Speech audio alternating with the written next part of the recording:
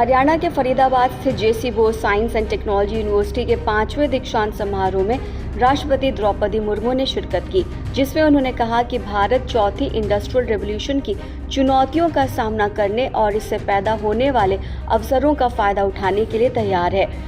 राष्ट्रपति ने कहा कि टेक्नोलॉजी का उपयोग विकास और सबके फायदे के लिए किया जाना चाहिए। आज दुनिया चौथी औद्योगिक क्रांति के युग में है। साथ ही ये भी कहा कि इस राष्ट्रीय लक्ष्य को हासिल करने में जेसी बोस विज्ञान एवं प्रौद्योगिकी विश्वविद्यालय जैसे संस्थानों की अहम भूमिका है। राष्ट्रपति ने कहा कि आज प्रौद्योगिकी के विकास से प्रगति के कई रास्ते खुल गए हैं। दूर दराज के इलाकों में इंटरनेट की पहुंच ने ऑनलाइन रोजगार के अवसर पैदा किए हैं, पर इसका गलत इस्तेमाल विनाशकारी हो सकता है। राष्ट्रपति ने युवाओं को कुशल और आत्मनिर्भर बनाने में महत्वपूर्ण भूमिका निभाने के लिए यूनिवर्सिटी की सराहना की।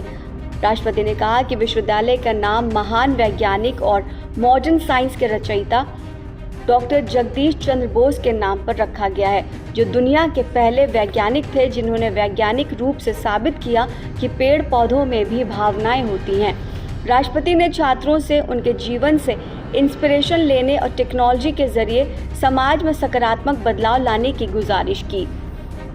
उन्होंने कहा कि उनकी क्रांतिकारी खोज ने वनस्पति यानी बोटानिकल जगत को देखने में हमारे नज़रिए को बदला है। दीक्षांत समारोह की अध्यक्षता हरियाणा के राज्यपाल और यूनिवर्सिटी चांसलर बंडारू दत्तात्रेय ने की। राष्ट्रपति ने 13 PhD डिग्रियां प्रदान की और छात्रों को 2 मेडल्स और सर्टिफिकेट्स भी दिए। 2023 में अपनी डिग्री पूरी करने वाले कुल 1536 छात्रों और रिसर्चर्स को डिग्री प्रदान की गई। 998 ग्रेजुएट्स थे, 525 पोस्ट ग्रेजुएट्स थे और 13 PhD होल्डर्स इसमें शामिल थे, जिसमें 874 पुरुष और 662 महिलाएं थीं। डिग्री लेने वालों में 43% छात्राएं थीं। मुर्मू ने महिलाओं के महत्वपूर्ण प्रतिनिधित्व की सराहना की और कहा कि इसमें और भी ज़्यादा सुधार देखने की इच्छा जताई।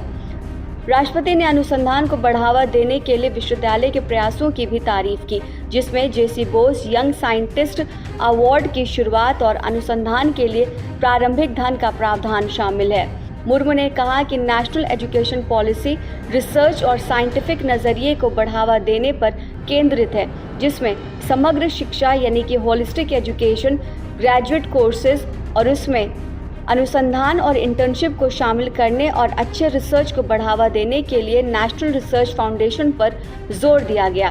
राष्ट्रपति ने NEP को लागू करने और अपने लक्ष्यों के अनुरूप शिक्षा प्रदान करने के लिए यूनिवर्सिटी की पहल की भी काफ़ी तारीफ की।